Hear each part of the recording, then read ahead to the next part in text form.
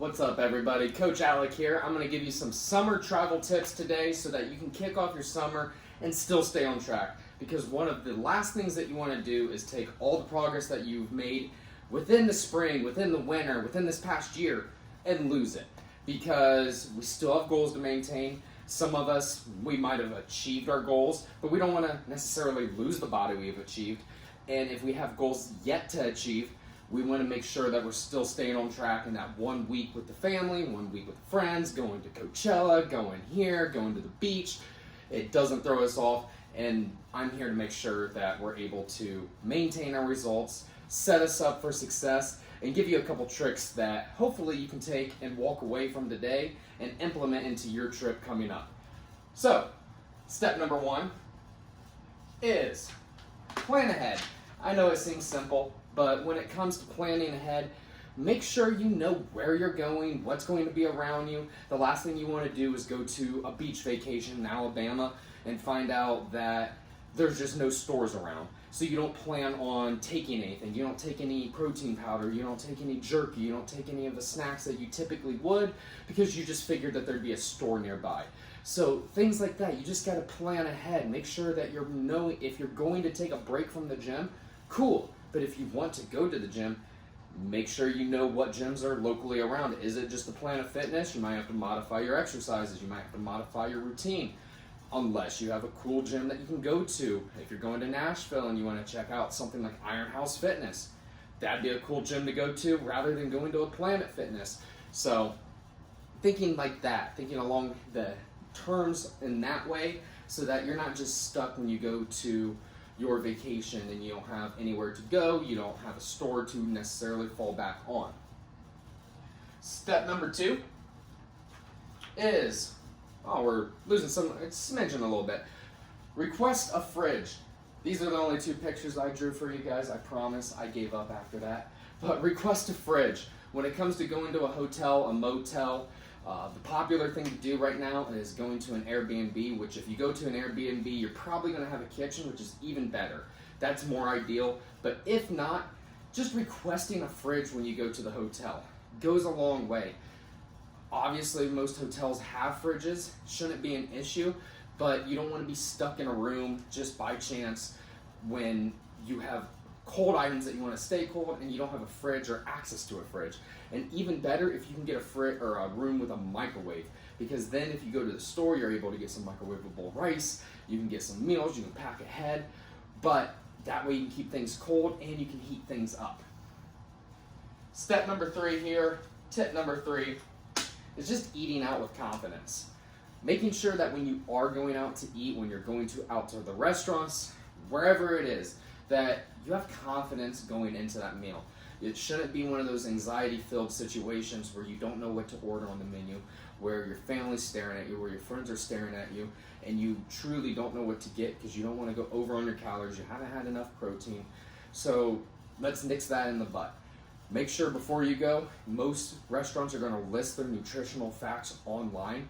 Take it with a grain of salt. Just assume that they're probably going to ballpark those calories low. They always do when they go and test the actual calories within foods at restaurants. When people go in and do nutritional tests, they're always low. So just take that with a grain of salt. But use it for information. Use it as a baseline so that you can go in prepared knowing what's going to be healthiest, what you can order, what might be on plan or keep you on track, and what's really going to throw you off. And also, don't be afraid to be that kind of person that has to ask for the nutritional facts. That says, hey, Mr. Waiter, can you please tell me what the nutritional facts are in this? They have to have those in the back of the restaurant, period. Because if they have any allergies, if they have any questions about the health code or anything, they have to have that back there. So go ahead, ask them for that, and let them bring it to you. Be the pain in the butt. No one's going to notice but you, so don't mind being a little bit of a pain in the butt. Yeah, get what you need to keep on track. That's what you need to do. So, eat out with confidence. Step number 4 here is bring some snacks. When you're going on a trip, Mom always told us, bring snacks, pack snacks. Make sure you bring snacks and put them in the car. Okay, what are you going to bring? You don't want to just bring Tootsie Rolls. You don't want to bring a bunch of fruit roll-ups, all these carb-filled snacks. You want to make sure we're actually bringing snacks that are going to fill you up. Jerky, rice cakes. You can bring protein powder, pack it out individually. You can bring nut butter packets. You can bring nuts themselves. You can bring just dried out meats, whatever you want. As far as you can bring peanut butter and jelly sandwiches. All right, high protein bread. You can get some Dave's bread. You can get some high protein peanut butter. You can throw a little bit of jelly on there. But bring snacks. All right, whether you're in the car and you have to pack a little bit of a cooler, or if you're going on the plane, just know that you're going to have to keep your snacks to a minimum of, or you might have to buy them inside, or you might have to just pack them in your carry-on with a little bit small, but typically you're not going to be allowed. So be smart about it. It also goes back to planning, as it always does. And our last step here is go to the store when you get there. Go to the store, all right? Well, there goes all my papers. But figure out, step number one is plan ahead, figure out if there's a store near you, and if there is, you can go ahead and go and stock up at the store on the things that you might need. Cheeses, meats, you can get some bread, you can go ahead and buy some turkey, you can grill it up if you're at an Airbnb, and you can plan out your meals that way. Best part is you're going to save money because you're not eating out all the time. But if you don't have access to that, and let's say you only have access to the fridge and microwave like we talked about, that's fine. Cool. You're going to call up Applebee's, you're going to call up a Beer Barrel or a Cracker Barrel, and you're going to tell them, hey, I've got a party going on. Is there any way that you can fry up, grill up a bunch of chicken for me to pick up? They're going to say yes. They want your business. They do this all the time for party platters. You're going to go pick up yourself a party platter, and you can just put it into containers. You can go to Walmart, you can have them put it into containers, ask them for extras, put them into your fridge, and now you have some chicken to warm up. And all you have to do is go and buy some bread, or you have to buy some microwavable rice to throw with it. A couple spices, a couple sauces, and you're set, ready to go. Now you've got your vacation, you've got your traveling plans figured out, and now you don't have to go into it with the anxiety of falling off plan. A couple last tips here that I have. We'll move Alexa out of the way.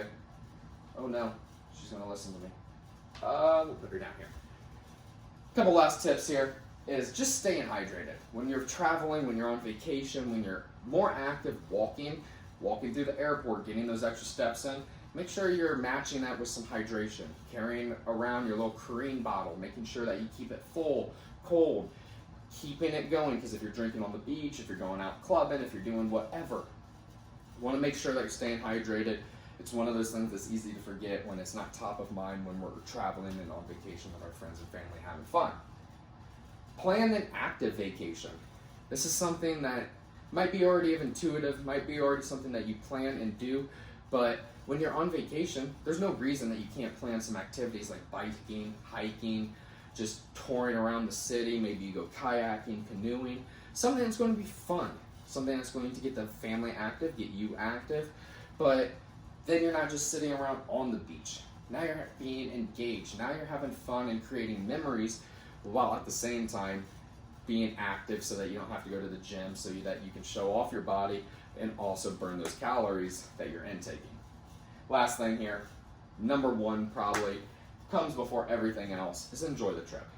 You plan this out. You're there on the trip with your friends and family. You deserve this time. It shouldn't be filled with anxiety of what you're going to eat, what you're going to wear.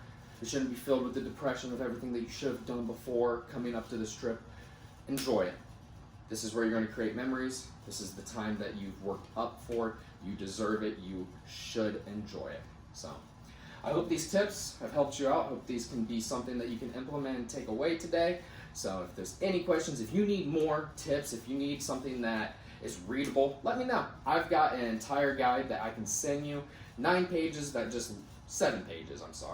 that lays out everything that we went over today and more so that you can have success this year. So I'll talk to you guys soon. Thanks again, and take care.